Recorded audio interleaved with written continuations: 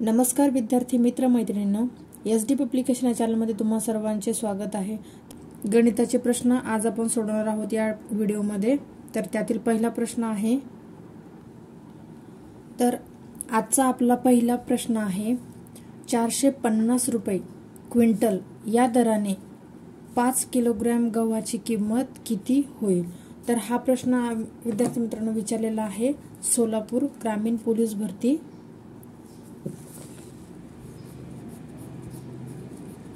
सोलापूर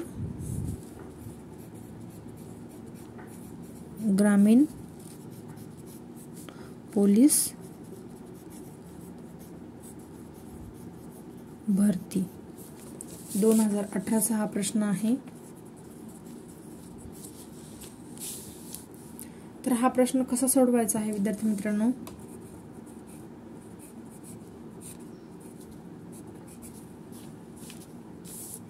तर आपल्याला काय दिलेले आहे 450 रुपये क्विंटल म्हणजेच काय तर 450 भागिलाच 100। तर म्हणजेच काय इथे काय आले आपले उत्तर। तर या ठिकाणी जास्त भागाकार करण्याची गरज नाहीये, छेदामध्ये बघायचे आहे 1 2 2 0 आहे। तर त्यामुळे आपण इथे 2 अंकानंतर 1 पॉइंट द्यायचा आहे म्हणजेच काय 4.5। तर ही संख्या येणार आहे, खाली 2 शून्य आहेत तर वरती 2 अंकानंतर 1 दशांश चिन्ह द्यायचे आहे म्हणजेच काय 4.5 म्हणजे 4.5 रुपये 1 किलोग्राम गव्हाची किंमत आहे। तर आपल्याला काय विचारलेले आहे 5 किलोग्राम गव्हाची किंमत विचारलेली आहे। तर आपण आता इथे काय करायचे आहे 4.5 गुणिले 5 तर म्हणजेच किती विद्यार्थी मित्रांनो, तर याचे जे आन्सर आहे ते 22.5 म्हणजे 22.5 रुपये 5 किलोग्राम गव्हाची किंमत होणार आहे। इथपर्यंत समजले। त्यानंतर दुसरा जो प्रश्न आहे तो आहे, तर दुसरा प्रश्न आहे पुढील संख्यांचे मध्यमान किती। तर मध्यमान म्हणजेच काय तर विद्यार्थी मित्रांनो, तर मध्यमान म्हणजेच सरासरी असे म्हणतात। परीक्षेमध्ये आपल्याला मध्यमान विचारले लगेच आपण गोंधळून जातो, परंतु त्याचा अर्थ होतो सरासरी किती। तर आपल्याला काय दिलेले आहे 44, 67, 98, 74, 82। तर याचा मध्यमान काढायचा आहे आपल्याला। तर आपण सरासरी कशी काढतो, सर्व संख्यांची बेरीज। तर काय आहे इथे 44 अधिक 67 अधिक 98 अधिक 74 अधिक 82 भागेला काय करायचे आहे, तर त्या किती संख्या आहे 1 2 3 4 5। तर भागेला करायचे आहे 5। या सर्व संख्यांची बेरीज जर आपण केली विद्यार्थी मित्रांनो, तर या संख्यांची बेरीज येते 365। या संख्यांची बेरीज 365 भागेला 5।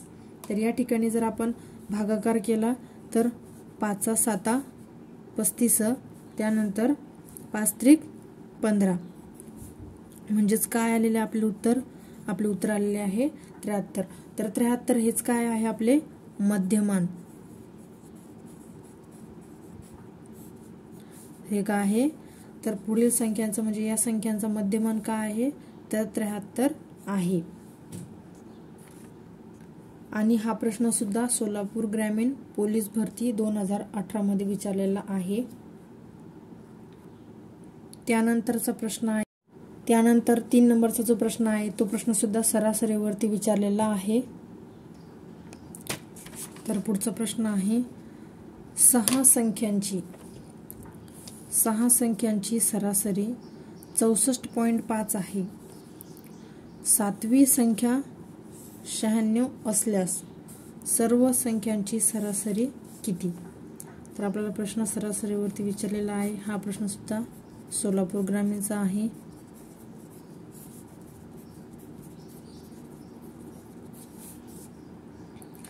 तर हा प्रश्न आपण कसा सोडवणार आहोत, तर 6 संख्यांची सरासरी आपल्याला किती दिलेली आहे, 6 संख्या आहेत त्या संख्यांची सरासरी आहे 64.5।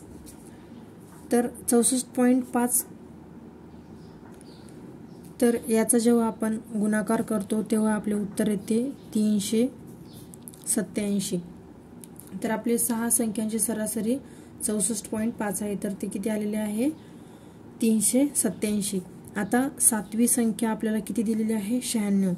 तर 387 अधिक ही 6 संख्यांची सरासरी आहे आणि आपल्याला 7वी संख्या दिलेली आहे 96. तर 387 अधिक 96 म्हणजेच 483. हे झालेले आहे 7 संख्या. आता त्या संख्यांची आपल्याला सरासरी काढायची म्हणजेच काय, इथे आपण कसे केलेले होते, सर्व संख्यांची बेरीज म्हणजे त्या संख्या किती आहेत तर 5, त्या संख्यांची बेरीज करून 5 ने भागले. तर या ठिकाणी सुद्धा आपल्याला तसेच करायचे आहे.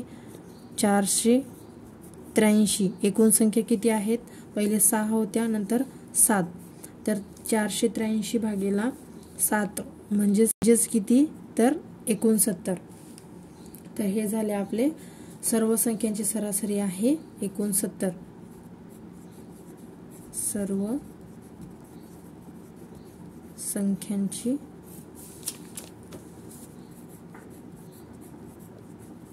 सरासरी किती आहे तर 69 आहे. त्यानंतरचा प्रश्न आहे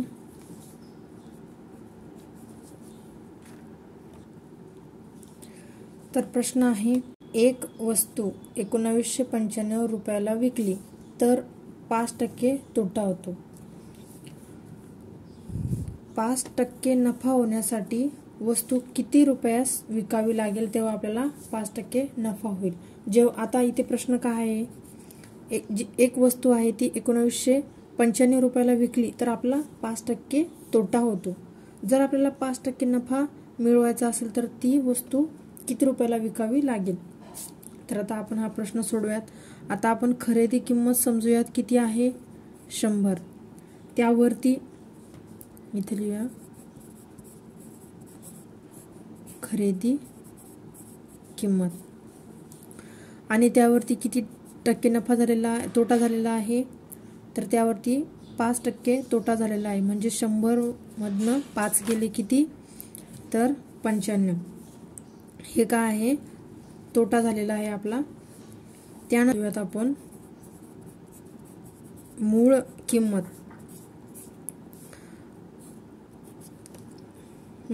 आहे. आपण ती वस्तू कितीला विकलेली आहे तर ती विकलेली आहे 1995 म्हणजेच 1995 रुपयाला आपण ती विकलेली आहे. परंतु त्याची ती मूळ किंमत आहे का तर नाही, कारण की त्या 1995 रुपयाला विकल्यामुळे 5% तोटा झालेला आहे. त्यानंतर आपण लिहूयात इथे लिहूयात 100 तिरकस गुणाकार करायचा आहे आपल्याला. 100 गुणेला 1995 भागेला 95. तर आता या ठिकाणी आपल्याला भाग देऊन घ्यायचा आहे. तर 5 1 5, त्यानंतर इथे उरले 4, 5 9 45, 5 1 5, 5 2 10 आणि हे 0. त्यानंतर 19 1 19, इथे काही नाही म्हणून 0, 19 5 95 म्हणजेच 20 गुणेला 105 बरोबर किती तर 2100 रुपये होतात. तर आता या 2100 रुपयावरती आपल्याला 5% नफा मिळवण्यासाठी ती वस्तू किती रुपयाला विकावी लागणार आहे तर 2100 इथे लिहूयात आपण 2100. त्यावरती आपल्याला 5% नफा घ्यायचा आहे. इथे घेऊयात 100. आता या ठिकाणी सुद्धा आपल्याला काटाकाटी करून घ्यायची आहे. हे 2 शून्य कट, हे सुद्धा 2 शून्य कट म्हणजेच काय तर 21 गुणेला 5 म्हणजेच किती तर 21 5 105. तर आता ही किती किंमत होती, 5 रुपये तोटा झाला तेव्हा ही किंमत होती 2100 रुपये. आता या ठिकाणी एक वस्तू 1995 रुपयाला विकल्यामुळे 5% तोटा झाला. तर ती किंमत लिहून घेऊयात आपण 2100. त्यानंतर त्यामध्ये 5 रुपये नफा मिळवण्यासाठी 5% नफा मिळवण्यासाठी तो नफा किती आलेला आपला अधिक 105. तर याची जेव्हा आपण टोटल करतो तेव्हा होते 2205 रुपये. ही वस्तू 2205 रुपयाला विकल्यामुळे 5% नफा होणार आहे. 5% नफा होण्यासाठी ती वस्तू 2205 रुपयाला विकावी लागणार आहे. हे झाले आपले फायनल आन्सर. तुम्हाला हा व्हिडिओ युजफुल वाटत असेल तर SD पब्लिकेशन या चॅनलला सबस्क्राईब करा व साईडमध्ये असलेल्या बेल आयकॉनवरती क्लिक करून ऑल नोटिफिकेशनला ॲक्टिव्ह करा, जेणेकरून मी टाकलेल्या प्रत्येक व्हिडिओची नोटिफिकेशन तुम्हाला लगेच मिळत जाईल. आणि व्हिडिओ आवडल्यास व्हिडिओला लाईक, शेअर, कमेंट करायला विसरू नका. तर आपण वळूयात आपल्या पुढच्या प्रश्नाकडे. तर पुढचा प्रश्न आहे 5 नंबरचा प्रश्न आहे, भाऊ व बहीण यांच्या वयाचे गुणोत्तर 4:5 आहे. बहिणीचे वय 30 वर्ष आहे, तर भावाचे वय किती? तर आपल्याला या ठिकाणी भावाचे वय काढायचे आहे. भाऊ किती आहे? भावाचे गुणोत्तर काय दिलेले आहे तर 4 आहे आणि बहिणीचे गुणोत्तर आपल्याला 5 दिलेले आहे. तर या ठिकाणी आपल्याला बहिणीचे वय 30 दिलेले आहे. आपण हे ट्रिक्सच्या माध्यमातून सोडूया, जेणेकरून तुम्हाला हा प्रश्न सोपा वाटेल. 5 बहिणीचे गुणोत्तर 5 दिलेले आहे आणि तिचे वर्ष किती दिलेले आहे? वय 30 वर्ष दिलेले आहे.